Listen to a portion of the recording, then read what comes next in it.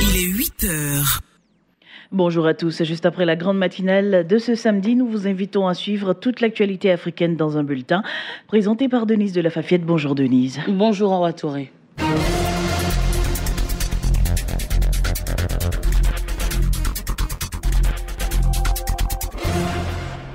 Bonjour à tous et merci d'être sur Radio Côte d'Ivoire. Dans l'actualité africaine, Biti, une figure de l'opposition zimbabwéenne, libérée sous caution jeudi. Une libération qui intervient après son expulsion par les autorités zambiennes.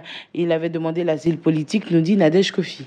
La veille, l'opposant avait traversé dans la confusion la frontière zambienne à pied. Avant même une décision de la justice zambienne saisie sur le dossier, Lusaka lui a refusé l'asile jeudi avant de le remettre aux autorités zimbabwéennes, créant ainsi une vague de désapprobation et d'inquiétude chez les opposants zimbabwéens comme chez les observateurs aux Nations Unies ou dans les chancelleries occidentales. La Zambie avait justifié sa position d'expulser M. Biti, je cite, « L'asile lui a été refusé parce qu'il n'y a pas un effondrement de l'état de droit dans son pays », fin de citation, selon Dora Silia, porte-parole du gouvernement zambien. Jeudi, en fin d'après-midi, M. Biti, 52 ans, ancien ministre des Finances du gouvernement d'Union nationale, a été présenté à la justice zimbabwéenne qui l'a accusé de proclamation illégale de résultats électoraux et violence sur la voie publique. Elle lui a accordé une libération sous caution, assortie d'une interdiction de participer à des débats politiques ou des conférences de presse et d'une obligation de se présenter 2 fois par jour à la police.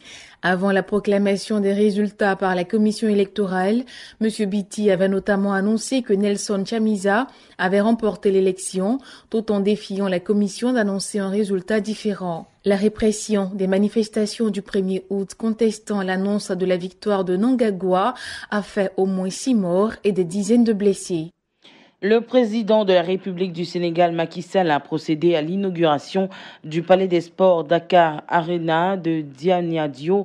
La cérémonie s'est tenue devant une assistance nombreuse. Cette infrastructure bénéficie d'équipements de dernière génération adaptés aux normes internationales. Asta Sidibé. L'inauguration du Palais des Sports de Diamniadio Dakar Arena est un moment fort qui répond à la promesse faite aux Lions du basket. En 2015, après leur titre de championne d'Afrique, a indiqué le chef de l'État Macky Sall. Macky Sall a souligné que l'infrastructure de 15 000 places qu'il vient d'inaugurer est également ouverte au monde du volleyball et du handball et des arts martiaux. Cette infrastructure moderne fait partie d'un lot d'infrastructures de première génération qui seront érigées dans le pôle urbain de Diamniadio. Le président Sall a évoqué la rénovation des stades régionaux de Diourbel, Thiès, Fatick, mais aussi ceux de Saint-Louis et de Léopold Sédar Senghor. Je compte doter le pays des meilleures infrastructures dans le domaine sportif, du transport avec le train express régional d'Air Sénégal International, avec bientôt des avions de dernière génération, mais également d'infrastructures universitaires et scolaires. Situé à Diamniadio, dont la banlieue dakaroise, Dakar Arena est un complexe sportif multifonctionnel, conçu pour recevoir plus de 15 000 spectateurs dans les meilleures conditions de confort et de sécurité. Modulable et polyvalent, Dakar Arena offre toutes les garanties pour accueillir des événements sportifs, basket, boxe, lutte, tennis ou culturels. Le Palais des Sports de Diamniadio, construit par la société turque Souma, bénéficie d'équipements de dernière génération adaptés aux normes internationales. Macky Sall a en outre salué la contribution de son homologue turc, Recep Tayyip Erdogan, à l'érection de l'ouvrage sportif, qui selon lui répond à un grand besoin de la jeunesse sénégalaise en termes d'infrastructures sportives. Les autorités congolaises ont lancé une opération de ramassage d'armes auprès des ex-combattants ninja.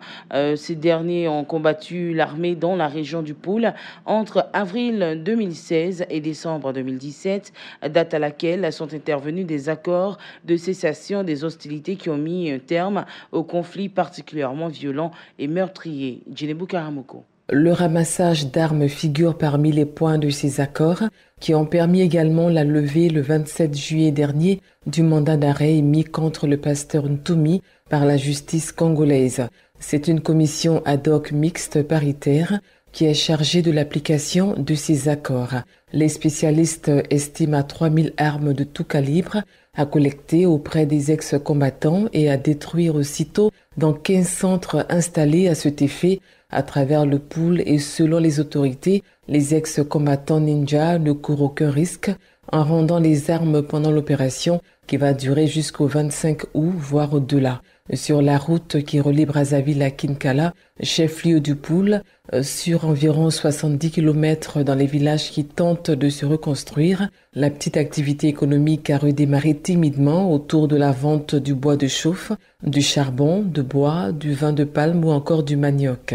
Les populations du pool qui ont subi les affres de la guerre demandent réparation pour reconstruire leur vie. L'opération de ramassage d'armes va se dérouler dans une quinzaine de centres repartis sur l'ensemble du pool. Il s'agit d'une opération de pacification. C'est l'étape la plus importante après la signature des accords de paix du 23 décembre 2017. Et c'est la fin de ce bulletin Afrique sur Radio Côte d'Ivoire. Merci de nous avoir suivis. Restez toujours sur votre radio. L'actualité revient à 9h avec Fleur Kofi. C'était le bulletin d'info présenté par Denise de la Fafiette.